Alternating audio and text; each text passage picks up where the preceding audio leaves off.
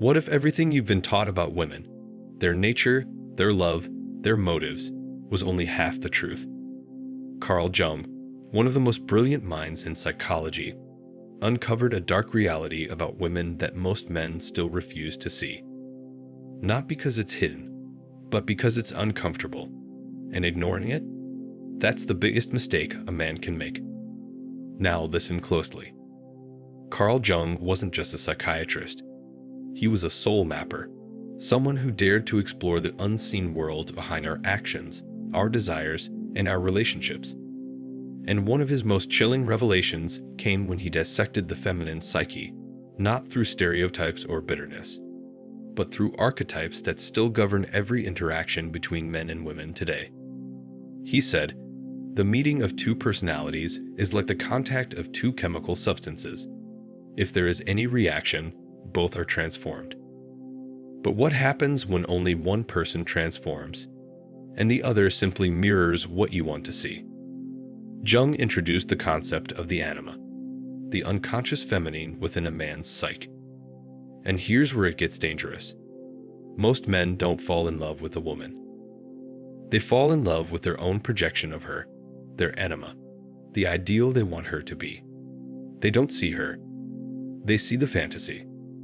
And in doing so, they ignore the warning signs, the red flags, the manipulation, even the emotional void behind the charm. Because she fits the story. And men are addicted to stories. Stories of the one, of salvation, of the woman who will finally understand, rescue, or complete them. But here's the dark truth. Some women, not all, unconsciously weaponize this. They sense what you crave and reflect it back like a mirror. Not out of malice, but out of power. Carl Jung warned of the woman who hasn't confronted her own shadow, her hidden insecurities, her fear of abandonment, her deep need for control. That woman can seduce a man's soul, not through love, but through illusion. She becomes everything he thinks he needs, until he's addicted. And by the time he realizes it, he's already handed over his purpose, his passion, and his peace. This is not about hating women. This is about waking men up. Because the truth is, many men have been spiritually and emotionally hijacked, not through force, but through feminine shadow energy. Carl Jung called it the devouring mother, an archetype of the woman who nurtures just enough to make a man dependent, but never enough for him to grow. She doesn't want him empowered. She wants him attached. Think about how many men you know who've lost themselves in relationships. They stopped chasing their dreams, stopped showing up for their mission, stopped evolving, all in the name of keeping her happy. But here's the real kicker. Even she doesn't respect that. Because deep down, she doesn't want a man who submits. She wants a man who's awake. Jung said the unconscious woman draws the unconscious man into a psychological game of dependency, projection, and resentment. He thinks he's loving her. She thinks she's controlling him. Neither one is truly alive. They're stuck in a loop of emotional entrapment. Now, here's where it gets even deeper. The anima in a man is not evil. It's sacred. It represents his emotional depth, his creativity, his capacity to love. But if he never becomes conscious of it, he'll project it onto every woman he meets. He'll call it soulmate. But really, it's a mirror of his own unloved parts. Jung warned men. Until you make the unconscious conscious, it will direct your life, and you will call it fate. In other words, until you see the woman for who she is, not who you wish she was, you'll continue to fall into emotional traps disguised as love stories. Men need to stop asking, "Does she love me?" and start asking, "Am I awake in this relationship? Is she challenging me to grow or keeping me small? Is she helping me return to my purpose or distracting me from it?" Because the greatest danger isn't losing a woman. It's losing yourself for a woman. Jung didn't say all women are manipulative. He said all people have a shadow, parts of themselves they deny, suppress, or hide. But in women, when the shadow is ignored, it can manifest as seduction, control, passivity, emotional chaos. And if a man isn't grounded in his masculine core, he will fall. Not because she's evil, but because he is asleep. You want to know why this truth is still ignored? Because most men would rather chase comfort than confront reality. They'd rather feel chosen than walk alone. They'd rather stay emotionally blind and risk losing the fantasy. But fantasies don't build legacies. Truth does. This is the moment where things change, where you stop blaming women and start awakening as a man, where you stop romanticizing dysfunction and start seeing with clarity, where you stop chasing the woman and start integrating your own soul. This is what Jung meant. When you confront the feminine within, you stop needing to be completed by the feminine outside. You become whole, and from wholeness, you can love without losing yourself. You've heard it before, love is blind. But Carl Jung revealed something deeper. It's not love that blinds men. It's projection. And projection is not love. It's self-deception wearing the mask of romance. When a man hasn't integrated his inner feminine, the anima, he becomes vulnerable to illusion. He doesn't fall for a woman as she is. He falls for a story about her. A story crafted from childhood wounds, cultural fantasies, and emotional longings he's never faced. She becomes a screen, and onto that screen, he projects everything he thinks he's missing. He sees her beauty and calls it truth. He feels her warmth and calls it connection. He experiences her attention and calls it destiny. But none of that is rooted in clarity. It's all filtered through desire. Jung warned, the more unconscious a man is of his anima, the more likely he is to idolize or demonize women. There's no middle ground. She's either the goddess who will save him, or the witch who will destroy him. But she's neither. She's human. The truth lies in seeing, not idealizing or fearing. And here's the tragedy. Most men don't want to see. Because seeing means letting go of the fantasy. It means confronting the parts of themselves that still feel unworthy, unloved, or incomplete. And most would rather escape through her than face themselves. So what happens? The relationship begins as fire, chemistry, obsession, intensity. He thinks he's found the one. She reflects back the perfect image. For a moment, it feels divine. But slowly, cracks appear. She begins to withdraw. He begins to chase. She becomes critical. He becomes defensive. And what started as magic turns into manipulation, power struggles, and confusion. Why? Because the mask fell off. And now, both are confronted with reality. But since he never saw her clearly, he now feels betrayed, not by her actions, but by his own projections collapsing. That pain cuts deep. It's not just heartbreak. It's disillusionment. He wasn't in love with her. He was in love with the version of himself he thought he could be through her. And now, that illusion is gone. Carl Jung taught that the only way to escape this cycle is integration. A man must meet his anima, not in women, but within himself. He must face the emotional world he's ignored, the intuition, the softness, the vulnerability. He must stop outsourcing love and start becoming it. Because here's the truth. When a man refuses to do this inner work, every relationship becomes a mirror of his own avoidance. He keeps finding the same type of woman, emotionally unavailable, manipulative, chaotic, not because the world is full of them, but because his wounds are choosing for him. That's the dark reality most men ignore. Your unhealed self is the one dating. Your unconscious pain is the one picking partners. And until you grow beyond that, you'll keep repeating the pattern, just with different faces. Carl Jung didn't leave us in despair. He gave us a path, a way forward. He said that once a man confronts the anima, once he integrates the feminine aspects of himself, he becomes whole. And a whole man no longer needs to be saved by a woman.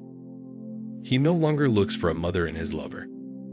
He no longer craves approval because he has already approved of himself.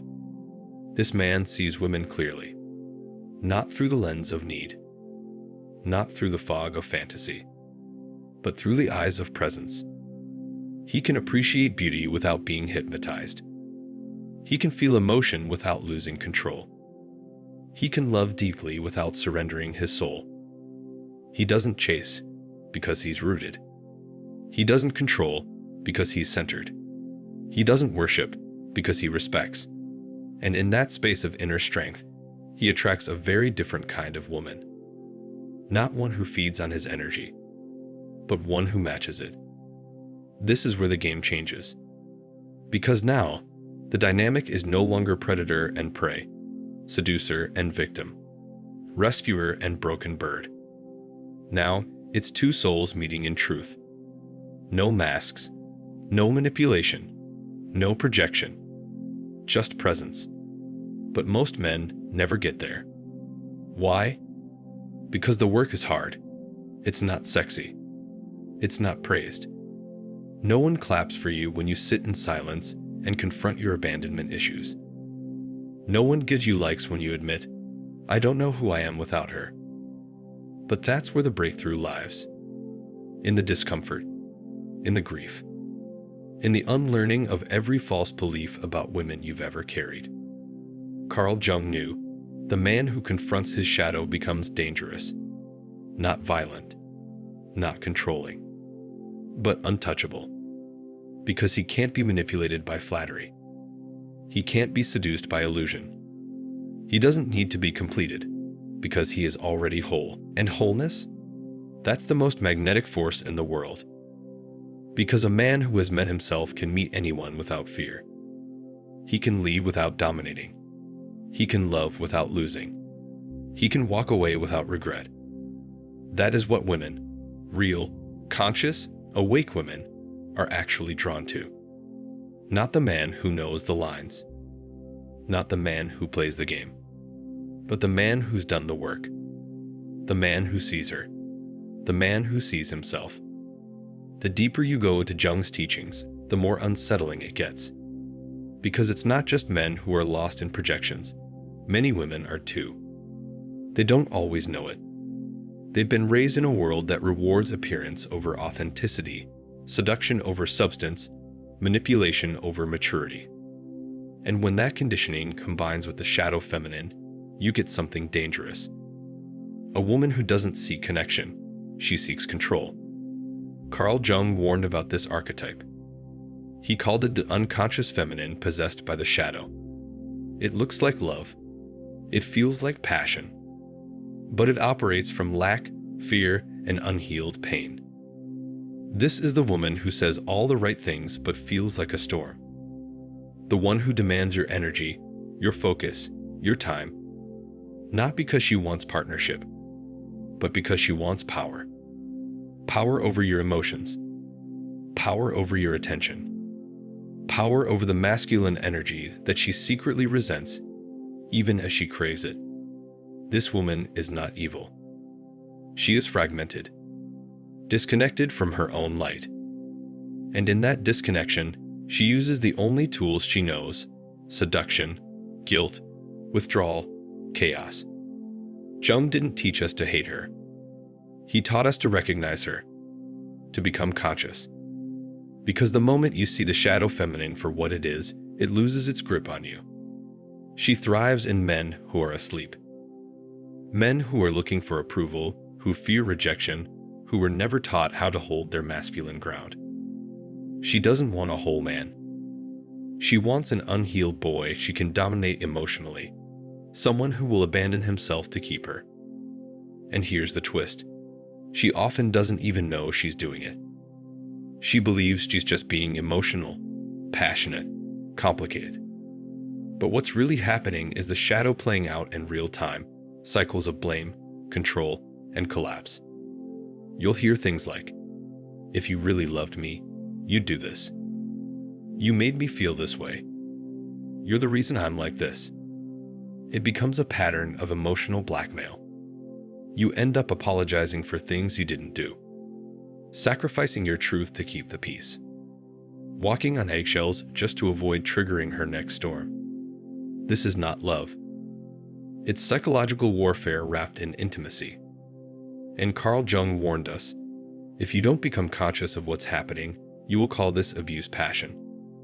You'll call this trauma bond a soul connection. And you'll sink deeper into emotional dependency, thinking you found something rare, when what you've actually found is your own unhealed shadow reflected back to you. But here's the real wake-up call. You can't fix her. You can't save her. You can't love her into healing. That's not your job. Your job is to heal yourself so that you stop attracting this energy in the first place. Because the shadow feminine cannot manipulate the conscious masculine. When a man is anchored in his truth, not his ego, but his essence, he becomes immune to emotional chaos. He can hold space without collapsing. He can listen without reacting. He can love without losing his center. And that kind of man is rare. Because he has chosen to confront what most avoid: his fear of being alone, his hunger for validation, his need to be wanted. He's faced all of it, burned through it, and come out clean. Jung said the shadow must be integrated, not denied. And that means looking at the ways you have allowed the shadow feminine to lead you. Have you ignored your boundaries to gain affection? Have you silenced your voice to avoid conflict? Have you mistaken her volatility for death?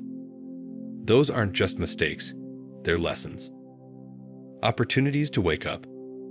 Because the more conscious you become, the less interested you are in chaos dressed as love. You begin to crave peace, not passivity, but clarity.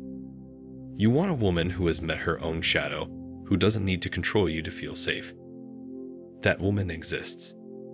But she only meets the man who has done the same. Otherwise, you'll just keep recycling karma, unfinished business disguised as chemistry. So what does it take to step into that kind of masculine consciousness? First, stillness. Not silence. Stillness. A man who can sit with his own discomfort without distraction becomes dangerous in the best way. Because he doesn't flinch when chaos comes. He doesn't chase when love is withheld. He doesn't beg for crumbs. Second, honesty. Radical, brutal self-honesty.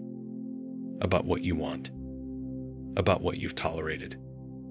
About what you've become in the pursuit of feeling loved. Because only in truth do you find power. And third, purpose. Not career. Not money. Purpose. That fire that makes you come alive. When a man is in purpose, he's untouchable. No woman, shadow or not, can pull him off center. He can love deeply, fiercely, completely, and still walk away when the energy becomes toxic. Not out of hate, but out of self-respect. That's the real test. Can you love without losing your soul? Most can't. But the few who do, they become legends. Not because they dominate women, but because they've mastered themselves. Carl Jung didn't just give us psychological theories. He gave us the blueprint for awakening. He showed us that within every man is a war between the false self and the true self. And only one can win. If you continue to live from your wounds, you will keep attracting the feminine shadow. If you heal those wounds, you will attract something entirely different. Not a siren who drains you, but a queen who builds with you. But first, you must choose yourself. Not as an escape from women, but as a return to truth. And in that truth, you will no longer ignore what Jung revealed.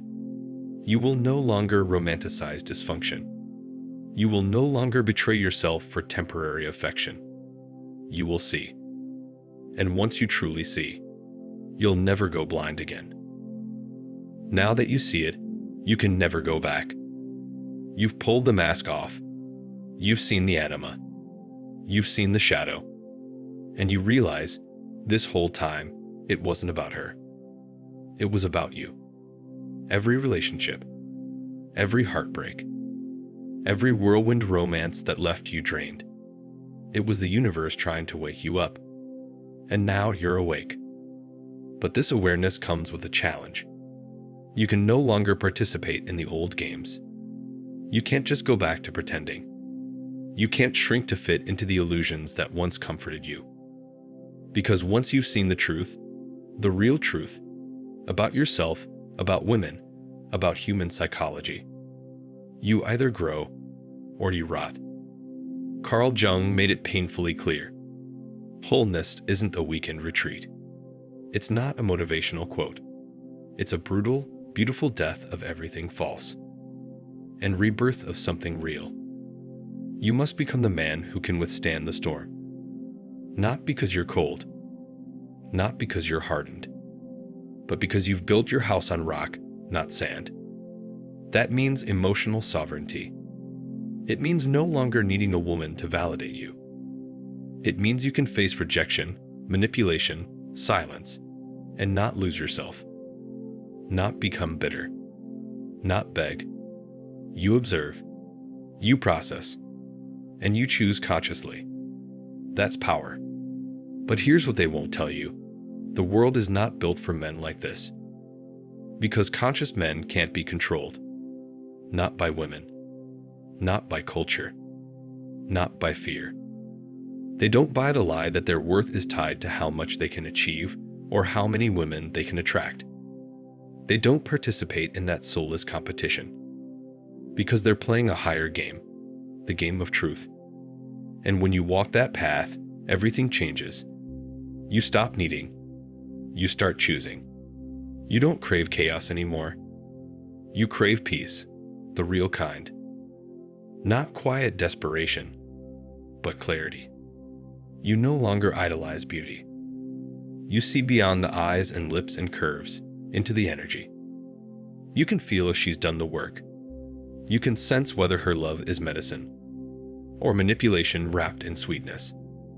And you no longer ignore the red flags. You don't call it passion when it's emotional volatility. You don't call it destiny when it's trauma bonding. You don't call it chemistry when it's self-abandonment. Because now you're a man of vision, and your soul is no longer for sale. So what kind of woman shows up when you're in this energy? She's different.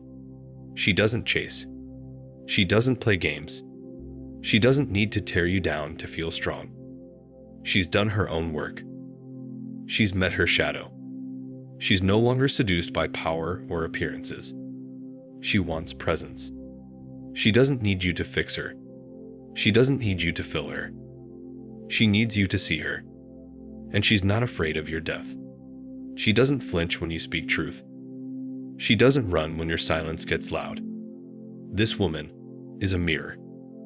Not of your wounds, but of your wholeness. And with her, love doesn't feel like addiction. It feels like freedom. But make no mistake, she's rare. You don't find her by scrolling. You don't find her in the shallow waters.